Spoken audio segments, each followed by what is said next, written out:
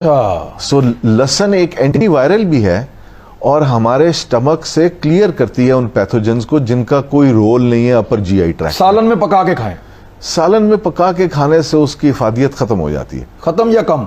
कम हो जाती है। कम मेरे ख्याल में खत्म ही हो जाती है क्योंकि हम बहुत ज्यादा पकाते हैं। हम लहसुन को वैसे कैसे खा सकते हैं? लहसुन को बेहतरीन खाने का तरीका ये है कि उसके छोटे छोटे टुकड़े करें, उसको 5-7 मिनट हवा लगने दें। जब हवा लगती है तो उससे एक चीज बनती है जिसको हम एलिसन कहते हैं, जो कि बहुत जबरदस्त एक एंटी माइक्रोबियल पेप्टाइड है।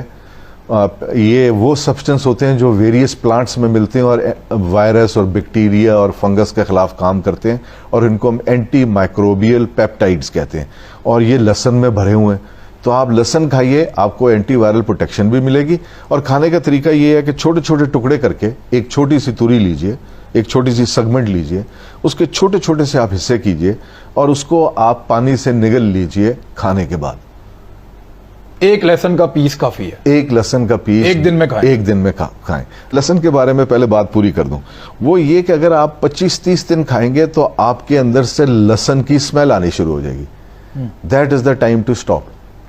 अच्छा जी, उसका मतलब ये है कि आपके वो एलिसन के कंपाउंड्स पूरे हो गए। सो एक बेहतरीन डिफेंस आपको मिल गया।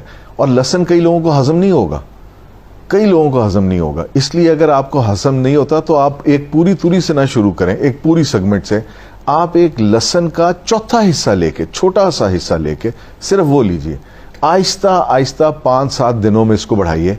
और जब आप लहसुन लें, जब आप ये गार्लिक के ऊपर आप कर रहे हैं, फोकस कर रहे हैं, तो साथ दही भी जरूर लीजिए। दही के बारे में मैं आपको छोटी सी बात, दही में लहसुन डाल के खा लें, पता ही नहीं चलेगा। ये भी ठीक है, ये भी बिल्कुल किया जा सकता है। और उसको आप पानी से निगल, कई लोग चबाना नहीं पसंद करते हैं, वो पानी से निगल भी सकते हैं। और पानी से निगलें तो उसका फायदा भी है ज्यादा, और उसका फायदा इस तरह ज्यादा है कि यानी कि आपकी सस्टेन करेगा थोड़ी देर, आपकी बॉडी में वो लोअर पार्ट तक जाएगा, वो सारी डिलीवरी जो है वो पूरे गट में हो।